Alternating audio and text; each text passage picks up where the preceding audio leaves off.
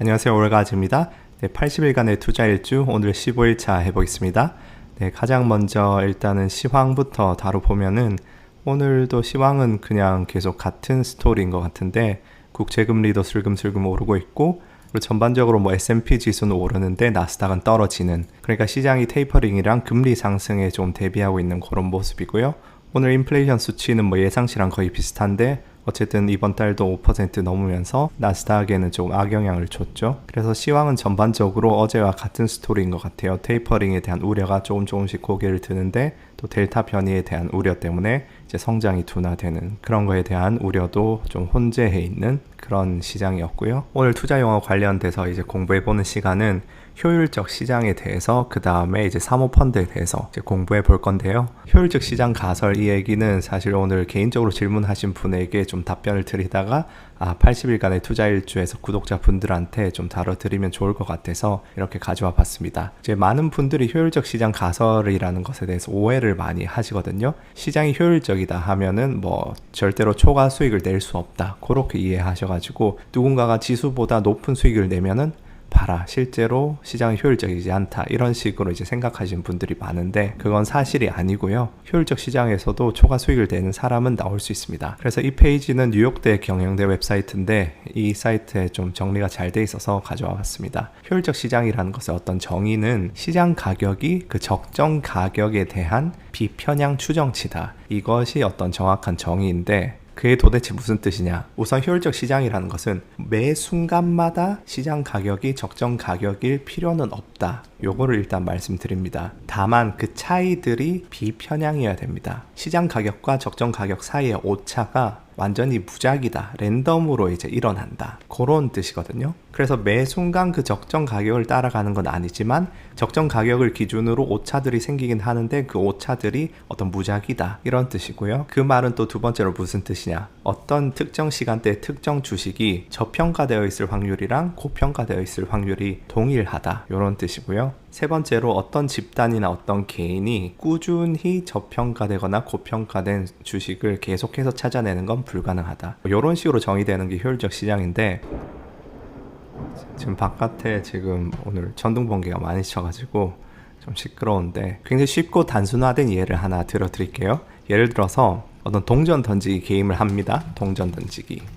근데 승리하면은 앞면이 나오면 2만원을 받고 뒷면이 나오면은 1만원을 잃어요.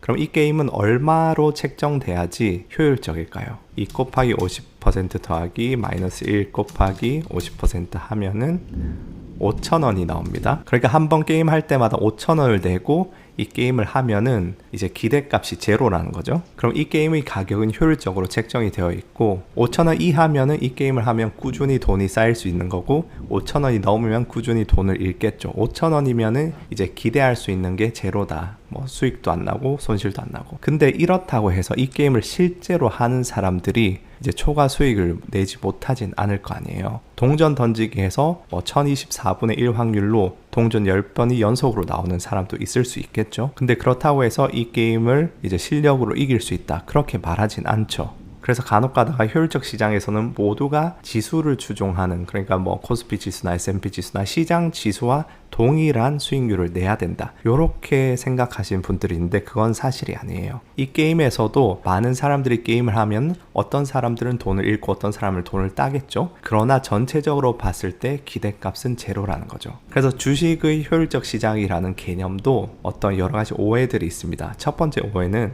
아까 말씀드렸다시피 주식 가격이 적정 가격에서 이제 오차가 날 수 없다, 이런 오해가 있는데 그건 사실이 아니고 실제로 이제 주식 가격들은 이제 적정 가격에서 많이 오차가 날 수 있다, 저평가되거나 고평가되거나. 그런데 그렇게 되는 오차들이 이제 무작위로 일어난다, 그게 이제 효율적 시장의 필요 조건이고요. 두 번째 오해는 어떤 투자자도 이런 시장을 이길 수 없다, 이런 오해가 있는데 그것도 사실이 아닙니다. 효율적 시장에서도 대략적으로 절반의 그런 투자자들은 시장 지수를 이기고 절반은 지겠죠. 아까 전에 그 동전 던지기 게임에서처럼. 그다음 세 번째 오해는 어떤 개인이나 집단도 장기적으로 시장을 이길 수 없다, 이 오해도 굉장히 많아요. 내가 몇 년 동안, 내가 10년 동안 시장 수익을 이겼으니까 시장은 효율적이지 않다, 그걸 이제 효율적 시장의 어떤 반증으로 삼는 분들이 있는데 그것도 사실이 아닙니다. 왜냐하면은 아까 전에 동전 던지기 게임에서도 10번 연속, 20번 연속 계속해서 이기는 어떤 플레이어가 나올 수가 있죠. 금융시장의 시장 참여자들이 정말 수억 명인 것을 감안을 하면은 그저 확률적으로 꽤 많은 사람들이 이제 꾸준히 시장 수익을 초과하는 결과를 낼 수가 있습니다. 그래서 그런 것들이 이제 효율적 시장에 대한 어떤 정의랑 오해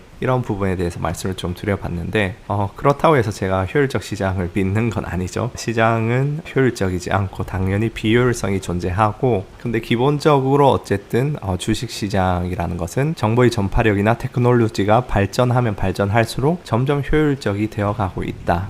그렇게 보시면 되고, 어떤 차익 거래 기회나 여러 가지 저평가된 주식이나 그러한 비효율적인 기회들이 계속 나타났다가 또 사라지고 그런 패턴을 반복하는 게 주식 시장이다. 그래서 이제 제가 효율적 시장에 대해서 이제 오해 같은 걸 말씀드렸다고 해서 제가 또 효율적 시장을 믿지는 않죠. 근데 어떤 부분에선 효율적이고 어떤 부분에선 비효율성이 이제 나타나기도 한다. 그 정도로 생각하시면 될 것 같고, 그 다음에 이제 리프 클론 님께서 사모펀드와 레버리지 바이아웃에 대해서 질문을 해주셨거든요. 기본적으로 헤지펀드와 사모펀드는 둘 다 어떤 소수의 부자들에게 투자 운용을 해주는 그런 펀드들이고요. 그래서 이제 뮤추얼 펀드들은 이제 다수의 개미들한테 다 오퍼를 하고 마케팅도 할 수 있고 그러기 때문에 이제 SEC 금감원의 규제를 많이 받지만, 헤지펀드는 이제 마케팅 같은 걸 안 하고 이제 소수의 부자들에게만 그렇게 투자가 가능한 상품인 대신에 좀 규제가 덜하다. 그런 펀드들인데, 기본적으로 이제 헤지펀드와 사모펀드의 차이에 대해서 좀 말씀을 드리자면은, 기본적으로 헤지펀드는 어떤 상장 주식이나 원자재나 외환이나 파생 상품이나 거래소 관련 상품들을 주로 이제 많이 매매를 하죠. 물론 거래소가 아닌 OTC 상품들도 매매를 하긴 하는데,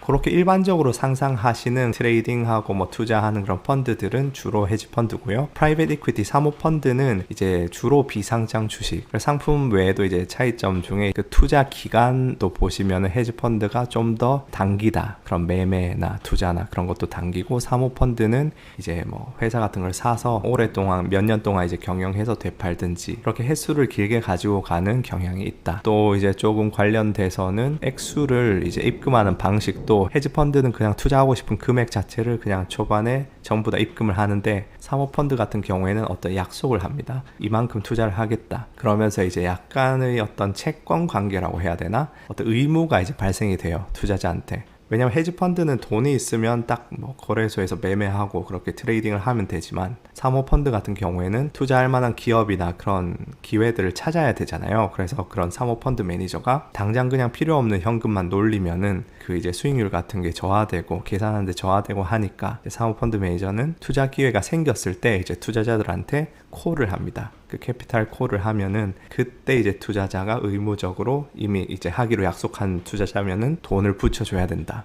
그런 차이점이 있고, 그 다음에 이제 사모펀드나 헤지펀드나 둘 다 보통 220라고 운용 금액의 2% 그리고 이제 수익 금액의 20% 정도를 이제 수수료, 보너스, 성과급으로 이제 가져가는 그런 구조가 많은데, 요새는 이제 220는 좀 드물고 1%에다가 한 15% 정도가 이제 흔한 것 같고, 그리고 이제 성과급을 계산할 때 헤지펀드 같은 경우에는 보통 이제 워터마크라고 해서 그 이전의 고점을 넘겨야 돼요. 예를 들어서 헤지펀드 매니저가 1,000억을 운용하고 있어요. 그러면은 20% 수익을 내가지고 1,200억으로 만들었습니다. 그럼 그 해에 200억 벌었으니까 거기서 20% 성과급을 가져가겠죠. 40억 정도. 근데 다음 해에는 손실을 내서 1,000억이 다시 돌아와요. 세 번째 해에는 또 1,200억을 내요. 그럼 투자자들 입장에서는 결국 1,200에서 1,000 계속 왔다 갔다 하는데, 또 세 번째 해에 1,000에서 1,200억을 갔다고 또 200억 번 거에 대해서 다시 돈을 줄 수는 없잖아요. 그래서 이제 전에 그 고점, 그 1,200억을 이제 워터마크라고 거기로 두고, 거기까지 인센티브를 받았으면은 그 다음번에는 그 1,200억 기준으로 더 올라가야지 올라간 부분에 대해서만 20% 성과급을 가져가는, 그걸 이제 워터마크라고 하는데, 보통 이제 헤지펀드는 그런 워터마크가 있고, 사모펀드는 허들 레이트라는 게 있어요. 이것도 사실은 헤지펀드에서 허들 레이트 있는 경우도 있긴 해가지고, 사실은 그거는 계약하기 나름이긴 한데, 보통 이제 경향을 보시면 사모펀드에는 허들 레이시라고 최소 요구 그런 수익률이 또 있습니다. 그래서 그런 차이가 이제 있는 경향도 있고 사소한 거긴 한데, 그래서 이제 그런 게 사모펀드고, 이제 레버리지 바이아웃은 어떤 거냐면은, 레버리지는 이제 지금쯤 다들 아실 건데, 그러니까 뭐 빚을 내서 이제 뭐 100만 원밖에 없는데 더 많은 액수를 사는 거죠. 바이아웃이라는 것은 이제 어떤 회사를 완전히 사버리는 걸 의미합니다. 그래서 이제 뭐 레버리지 바이아웃이라고 하면은 빚을 내서 어떤 회사를 사는 거죠. 그래서 이걸 LBO라고 이제 약자로 부르는데, 요게 뭐 어떤 식으로 이루어지냐 그러면은 제가 예를 하나 들어보죠. 근데 요게 이제 가끔씩 핫토픽으로 뜨기도 하거든요. LBO가 이게 어떤 식으로 빚을 내냐면은, 지금 사려는 회사의 어떤 자산을 담보로 대출을 받아요. 그래서 예를 들어서 어떤 사모펀드 A가 있습니다. 그 다음에 타겟회사 B가 있어요. 항공사라고 해보죠. 그러면은 이 타겟회사 B에 그 비행기들이 있어요. 이제 자산으로. 뭐 그래서 뭐 이 숫자들은 좀 말이 안 되는 숫자긴 한데, 그냥 뭐 어떤 건지만 말씀드리기 위해서 그냥 가정을 해보면은, 항공사의 자산에 비행기들이 한 90억 정도 어치 있어요. 그리고 이 항공사 가격이 뭐 100억이라고 해봅시다. 물론 90억어치 비행기가 있는데 100억인 건 말이 안 되지만, 그냥 뭐 지금 당장 예를 들어서, 그러면 사모펀드 A는 10억만 출자하고 90억은 대출을 받습니다. 근데 이 대출을 어떻게 받느냐, 이 비행기들을 담보로 삼아서 대출을 받아요. 그래서 100억으로 이 회사를 삽니다. 그래서 이 사모펀드는 지금 10대1 레버리지를 썼죠. 10억밖에 없는데 100억짜리를 샀잖아요. 그래서 레버리지를 썼다고 하고, 이제 이 회사를 사는 행위를 했기 때문에 바이아웃, 그래서 레버리지 바이아웃, 요렇게 이제 말을 합니다. 근데 이제 요런 LBO들이 예전에 욕을 좀 많이 먹었던 이유는, 이런 식으로 어쨌든 사게 되면 어마어마한 대출을 끼고 사잖아요. 그러면 당연히 그 대출은 누가 갚겠습니까? 이 회사가 이제 갚아야 되는 거죠. 그 빚에 대해서. 그럼 결국 이득을 내는 거는 A인데, 이 B가 어떤 이자도 갚아야 되고, 어쨌든 그런 문제들이 있어가지고, 그리고 요런 것들을 하는 어떤 사모펀드들이 이제 이런 회사를 사면 보통 어떤 수익성을 극대화하기 위해서 정리해고 같은 것도 굉장히 많이 해요. 그래서 예전에 그런 월스트리트를 주제로 한 그런 영화들 보시면은, 이제 뭐 LBO 같은 거를 이제 주제로 해서 어떤 테마로 나오는 그런 스토리가 많습니다. 어느 영화인지 까먹었는데, 그래서 그런 욕들을 많이 먹었고, 그리고 예전에 이제 사모펀드들이 이런 거를 좀 무리해서 지나친 레버리지를 써서 이제 하다가 이런 회사들을 많이 좀 말아먹은 케이스들이 있어요. 당연히 이 회사 어떤 현금 흐름으로